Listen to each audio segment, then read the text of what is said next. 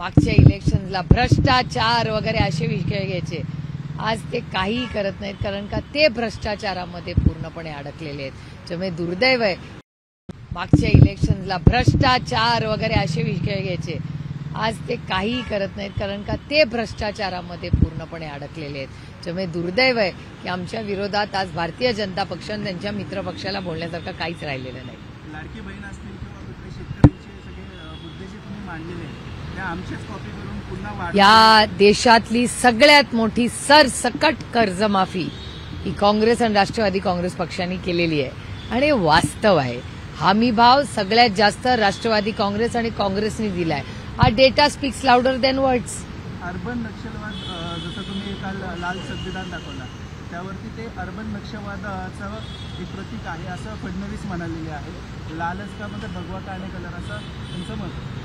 हे दुर्दैव आहे की सातत्याने छत्रपतींचा अपमान करणे, शाहू फुले आंबेडकरांचा अपमान करणे, संविधानाचा अपमान करणे, हे सगळे त्यांचे वाचाळवीर जे आहेत ना, हे दुर्दैव आहे. भारतीय जनता पक्षाची मानसिकता ही महिला विरोधी आहे आणि किती छोट्या मनाचे आहेत, कोत्या मनवृत्तीचे आहेत आणि सगळ्या महापुरुषांचा सातत्याने अपमान करण्याचं पाप आणि चुकीचा इतिहास सांगण्याचं पाप हे सातत्याने भारतीय जनता पक्ष आणि त्यांचे मित्र पक्ष करतात. या सगळ्या निवडणुकीच्या काळामध्ये अशोक पवार यांच्या मुलासंदर्भात एक घटना घडली होती. त्यांना अपहरण केलं गेलं होतं. मात्र काल अजित पवारांनी त्यांची मिमिक्री करून दाखवली असं कळत आहे आणि एकूणच त्यावरती सगळी टीका होत आहे की आपल्याला अजित पवारांच्या सगळ्या स्टेटमेंट्स आणि मिमिक्रीवर माझं एकच शब्द आहे, रामकृष्ण हरी. वडगाव शेरीमध्ये देखील तुम्ही काल कागदपत्र दाखवले ते सुनील टिंगरे यांनी आरोप केलेले किंवा त्यांनी नोटीस पाठवलेली, पण त्यावरनं विरोधी पक्ष जे दीपाली चाकणकर असतील किंवा त्यांचे सूरज चव्हाण असतील ते म्हणतात की जे तुम्ही उमेदवार दिले आहे त्याच्या पार्श्वभूमीवरती तुम्ही का नाही बोलले. त्या उमेदवारांच्या सुनेने देखील त्यांच्यावर विनयभंग आणि लैंगिक अत्याचाराचा गुन्हा दाखल केलेला आहे. त्या संदर्भात तुम्ही दखल का नाही घेतली. ही लोकशाही आहे, प्रत्येकाला बोलायचा अधिकार आहे. मैम मैनिफेस्टो कल रिलीज हुआ महाविकास आघाड़ी का भी और बीजेपी का ये कहना है कि महाविकास आघाड़ी का मैनिफेस्टो एक झूठ का पुलिंदा है, बकवास है, इस तरह की टिप्पणियां कर रहे हैं. मैनिफेस्टो क्या जवाब. अभी भारतीय जनता पार्टी के हमारे खिलाफ बोलने के लिए कुछ कहा ही नहीं, क्योंकि इस देश को लूटा है और इस राज्य को लूटा. किसानों का दुख, महिलाओं का दुख, महिलाओं पे अत्याचार और महिलाओं पे धमकी ये करने का पाप किसी ने किया है तो वो भारतीय जनता पार्टी ने किया है.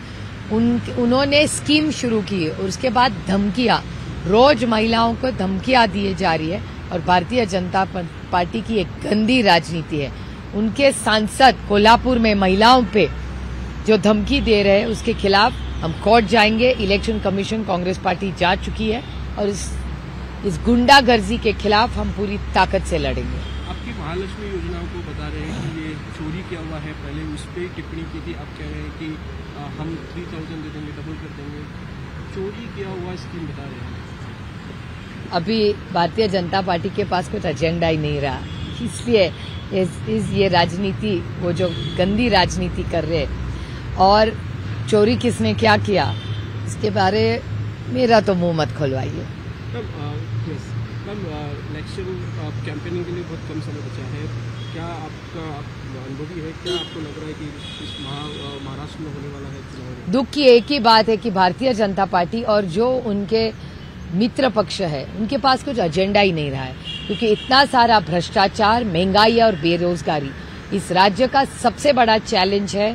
महंगाई, बेरोजगारी और भ्रष्टाचार, इसके खिलाफ हमारी लड़ाई है और उस ताकत से हम इस भ्रष्टाचार, महंगाई और बेरोजगारी से लड़ेंगे और महाराष्ट्र में एक अच्छी सरकार लाएंगे जो ईमानदार होगी. कश्मीर का जो 370 धारा 370 वाला जो मसला है, उसमें एनसी में जो रेजोल्यूशन लिख रहा है, वो मुद्दा महाराष्ट्र के इलेक्शन कैंपेनिंग में दिया, क्योंकि उनके पास कुछ है ही नहीं बोलने के लिए. बीजेपी के पास कुछ एजेंडा ही नहीं है, उनका खुद का काम ही नहीं है कुछ किया हुआ.